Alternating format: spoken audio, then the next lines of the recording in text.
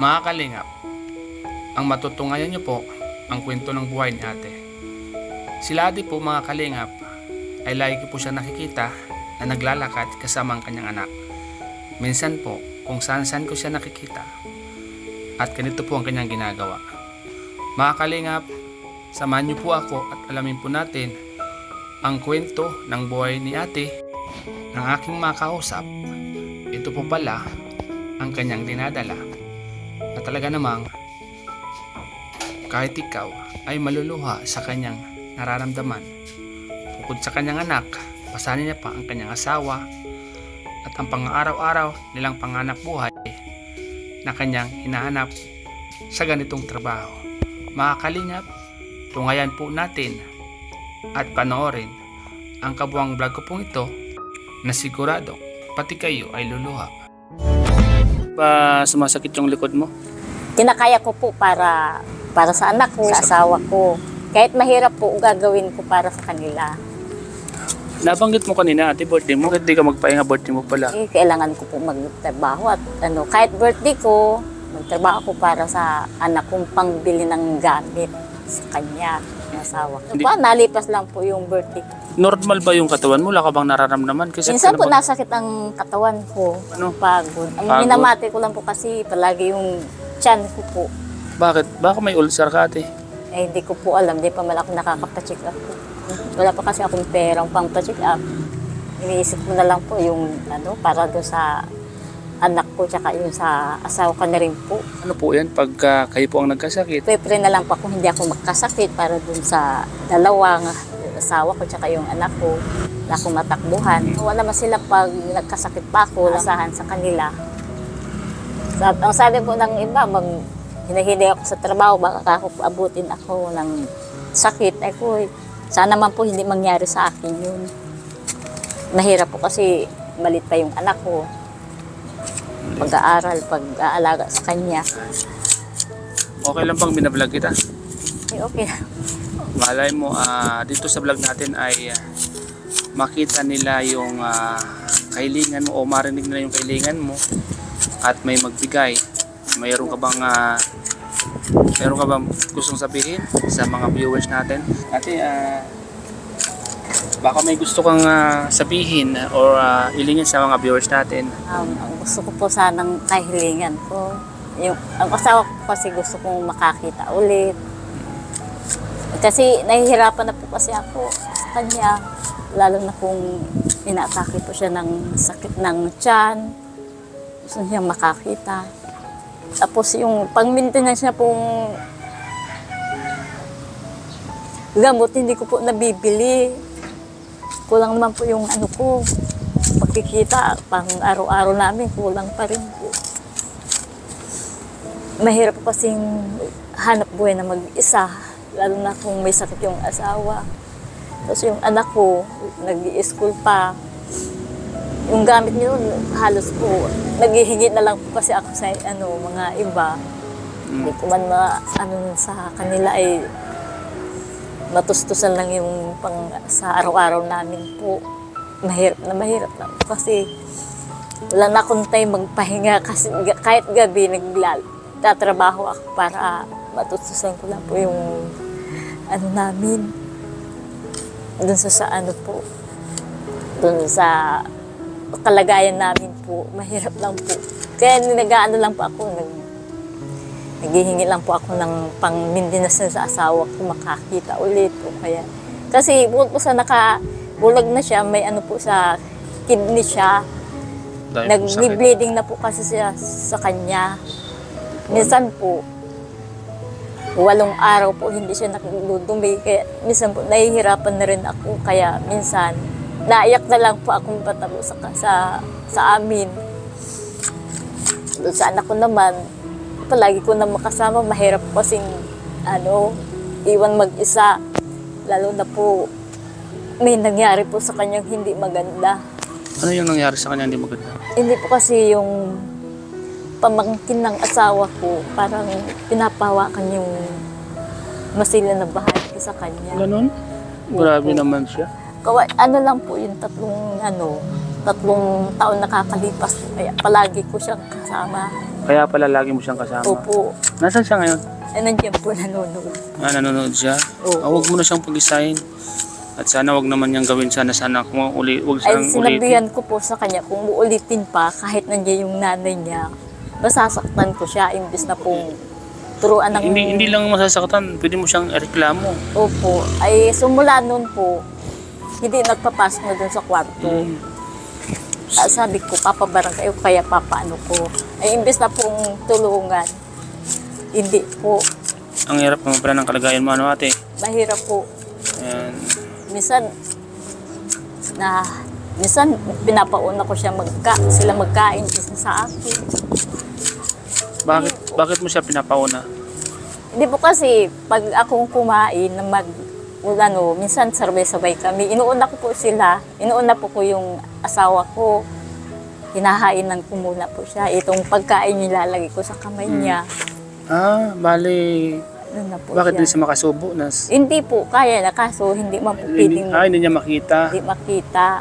Bali, sinusubuan mo muna siya. Hindi po. Siya na lang na po nasubo. Bali, ginaguide mo lang siya. Opo. Pero yung halimbawa, inumin niya, alam niyang inilalagay ko lang po yung inumin niya. Oo.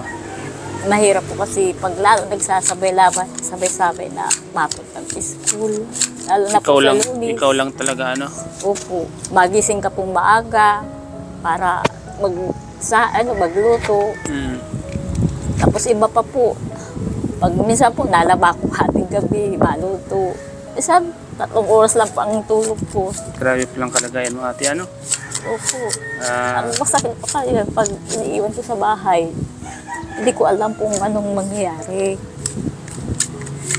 Kanila, lalo na itong nakita ko mismo yung pangyayari na pinahawakan niya sa kanya yung masila ng bahagi doon sa ano.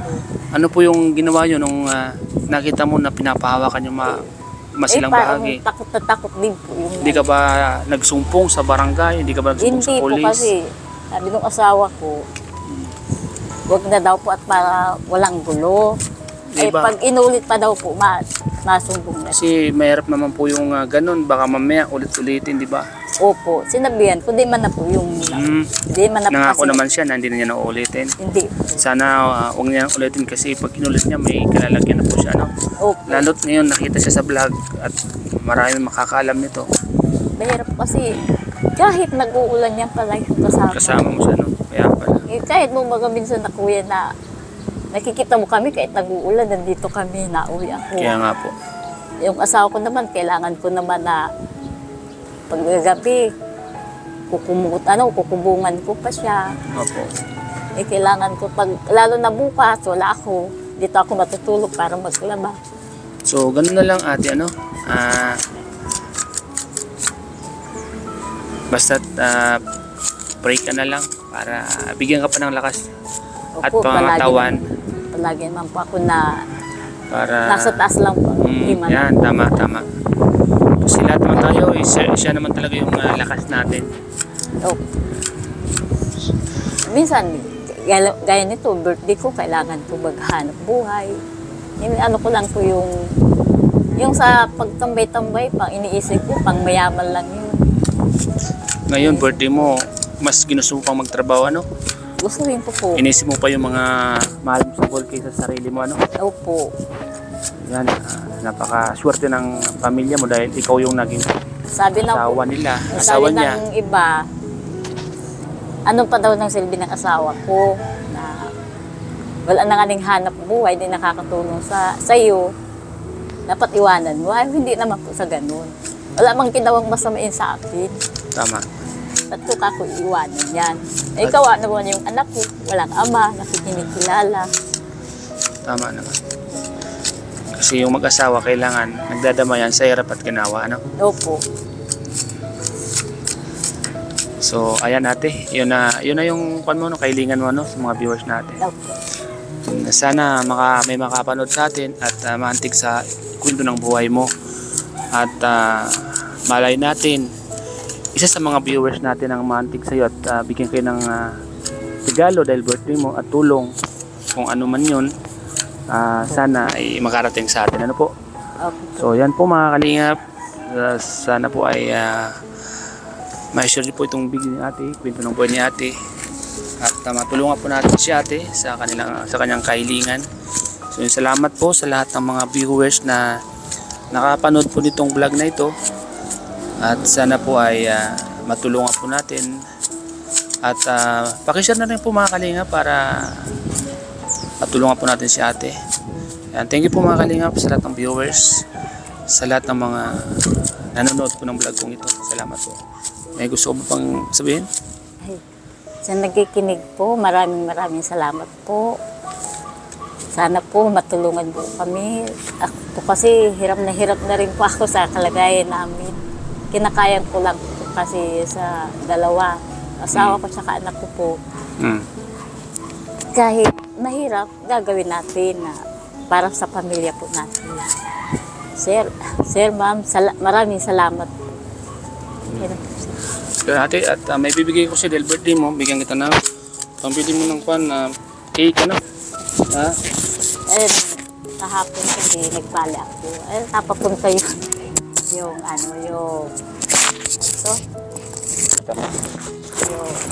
binili ko ng gamot, gamot ng asawa ko. Naubusan kasing maintenance yung asawa. Nung pumili ka nagbali ka? Nagbali. Binigyan man po ako nila ng 500. Naubos nila yung sa gamot niya. Bali wala. Ngayon wala. Parang wala rin. Wala rin yan, no? Kaya ano? Mahirap din. Makakaraos ka din ate. May awa din po ang Diyos. So ate, bigyan kita ng pang-birthday ko sa'yo, no? Salamat po. Maraming salamat po. Para meron kang pang-birthday. Huwag mong tipin. Bawal ba tupin ng ganyan? Sorry po. And masaya ka ba? Masaya ka pa sa natanggap mong pa-birthday? Ay, maraming salamat po. At malaking tulong po to sa akin. Ano bang bibili mo dyan? Bibili ko na rin kahit paano gamit ko rin. Gamit? Hindi, pag sarili kaya ko ng gamit.